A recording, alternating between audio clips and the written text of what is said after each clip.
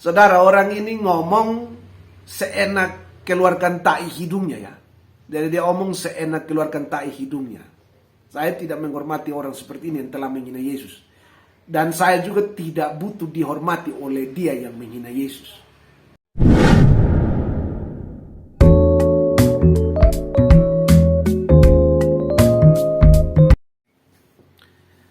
Saudara, ada orang yang mengatakan bahwa Yesus adalah satu-satunya Tuhan dan Juru Selamat manusia.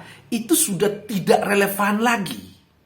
Atau tidak pas dalam konteks kehidupan beragama di Indonesia. Alasannya saudara, karena di Indonesia ini penuh dengan keberagaman atau pluralisme secara agama. Sehingga kekristenan itu tidak boleh merusak keberagaman di Indonesia dengan suatu proklamasi bahwa Yesus adalah satu-satunya Tuhan dan Juru Selamat manusia. Jadi seakan-akan memproklamasi Yesus Kristus adalah Tuhan dan Juru Selamat, satu-satunya Tuhan dan Juru Selamat manusia, itu merusak keberagaman di Indonesia. Saudara, orang ini ngomong seenak keluarkan tai hidungnya ya. Jadi dia ngomong seenak keluarkan tai hidungnya. Saya tidak menghormati orang seperti ini yang telah menghina Yesus. Dan saya juga tidak butuh dihormati oleh dia yang menghina Yesus. Saudara, apalagi kalau yang berbicara itu adalah seorang teolog Kristen. Atau yang mengatakan Yesus tidak relevan dalam konteks Indonesia adalah seorang pendeta. Atau seorang pengajar teologi. Waduh, mau dibawa ke mana gereja ini kalau Yesus bukan satu-satunya Tuhan dan Juru Selamat? Atau mau bawa ke mana gereja ini tanpa Yesus satu-satunya Tuhan dan Juru Selamat manusia? Lalu gereja tanpa finalitas Yesus, apakah masih bisa disebut gereja?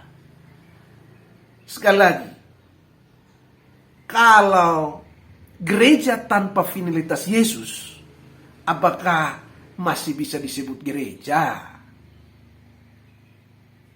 Ya saudara, orang-orang seperti ini yang pada akhirnya bisa punya peranan menjual gereja ya. Seperti di Australia, belakangan ini gereja-gereja diiklankan untuk dijual seperti jualan sayur di pasar. Waduh, saudara hati-hati dengan orang seperti ini. Dan jangan mau diajar oleh orang seperti ini. Teolog-teolog yang menghina Yesus, dengar baik-baik. Selagi saya masih hidup, saya akan lawan kalian habis-habisan. Saya akan lawan kalian habis-habisan. Kecuali saudara bertobat. Camkan itu. Saudara kekasih Tuhan Yesus Kristus. Ya saudara, kita tidak bisa membahas soal ini dalam beberapa menit saja ya. Karena pembahasan tentang kristologi itu sangat panjang ya. Sangat panjang. Sehingga saat ini kita masih fokus pada pembahasan tentang keunikan Alkitab. Setelah pembahasan keunikan Alkitab tuntas, barulah kita akan bahas tentang kristologi atau ajaran tentang Kristus. Lalu pasti saudara bertanya, lalu kenapa tadi berbicara tentang teolog-teolog pluralis? Apa hubungannya dengan keunikan Alkitab? Jadi apa hubungan keunikan Alkitab dengan teolog-teolog pluralis tadi? Hubungannya saudara adalah mereka ingin menghilangkan akan ayat-ayat penting dalam Alkitab yang berbicara tentang kealahan Yesus.